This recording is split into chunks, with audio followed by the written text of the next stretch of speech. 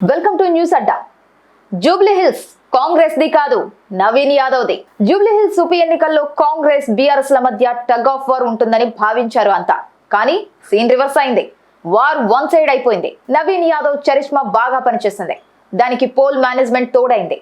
BRS అభ్యర్థిపై సానుభూతి కన్నా Congress poll management విజయం సాధించింది. విషయం ఏమిటంటే కాంగ్రెస్ ప్రభుత్వంపై జూబ్లీ హిల్స్ ప్రజలు పెద్దగా సానుకూలంగా లేరు. ప్రభుత్వ పనితీరుపై సంతృప్తిగా ఉన్నట్టు ఎక్కడా కనిపించలేదు. అలా అని బీఆర్ఎస్ ప్రభుత్వంలో తమ సెగ్మెంట్ బాగా అభివృద్ధి అయిందని కూడా భావించలేదు. కానీ కాంగ్రెస్ అభ్యర్థిపై మాత్రం జనాల్లో పాజిటివ్నెస్ కనిపించింది. కొన్ని ఏరియాల్లో మధ్యాహ్నం 12 గంటల ముందు కాంగ్రెస్ బీఆర్ఎస్ పార్టీల మధ్య పోటాపోటీ నడిచినా ఆ తర్వాత గాలి కాంగ్రెస్ వైపు మళ్లింది.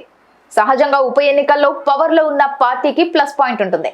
ఎందుకంటే అధికార యంత్రాంగం వారి చేతుల్లో ఉంటుంది కాబట్టి. ఇది పోల్ మేనేజ్మెంట్ చేయడానికి పనికొస్తుంది. ప్రత్యర్థుల దూకుడుకు బ్రేకులు వేసే విధంగా దోహదపడుతుంది.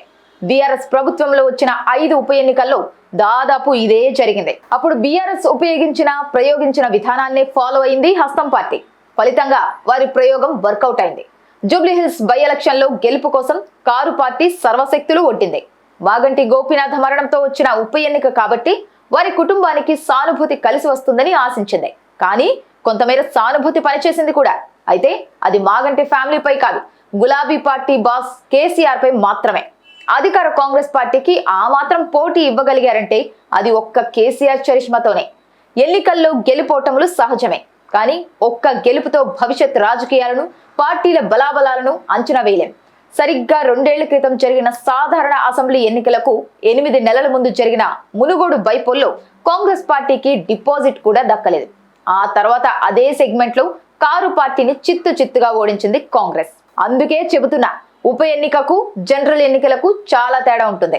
ఉప ఎన్నిక గెలుపును బట్టి గెలిచిన పార్టీ చరిష్మా పెరిగిందనో, ప్రభుత్వంపై ప్రజలు పాజిటివ్ గా ఉన్నారనో, ప్రత్యర్థి పార్టీల పని అయిపోయిందనో విశ్లేషణ చేయలేం.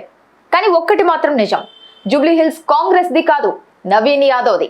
కారు పార్టీపై కాంగ్రెస్ గెలుపు అనొద్దు, కాంగ్రెస్ ప్లేస్ లో నవీన్ యాదవ్ అని రాయాల్సి వస్తుంది.